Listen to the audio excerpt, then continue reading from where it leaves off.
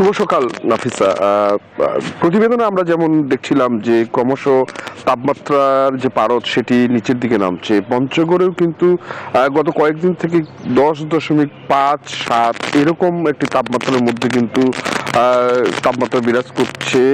আজকে কিন্তু তাপমাত্রার কথা যেটা জানিয়েছে আমাদেরকে আবহাওয়া অফিস, 10.7 ডিগ্রি সেলসিয়াস তাপমাত্রা এখানে বিরাজ করছে। তো এই যে 10-এর ঘরে তাপমাত্রা ওঠানামা করছে, এর জন্য কিন্তু এখানে শীতের যে তীব্রতাটা সেটা ক্রমশ বাড়ছে এবং ভোরবেলা শীতের অনুভূতিটা একটু বেশি এবং বিকেল গড়িয়ে যখন গোধূলি পেরিয়ে যখন সন্ধ্যার দিকে যায় এই পরিবেশ, তখন কিন্তু কুয়াশায় আস্তে আস্তে কুয়াশা বাড়তে থাকে এবং কুয়াশায় জুবুথুবু হয়ে যায় এবং রাতের বেলা কিন্তু ঘন কুয়াশায় আচ্ছাদিত হয়ে পড়ে পরিবেশ। তখন কিন্তু সেই কুয়াশাটা কিন্তু ভোরবেলা পর্যন্ত থাকে এবং পরে কিন্তু একটা সূর্যের দেখা মেলে, নরম রোদ ছড়িয়ে পড়ে।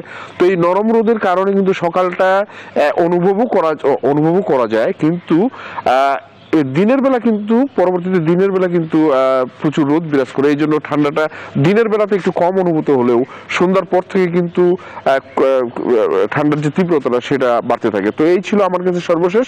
আমরা ফিরে যাচ্ছি স্টুডিওতে আপনার কাছে নাফিসা। হায়দার, আপনাকে ধন্যবাদ।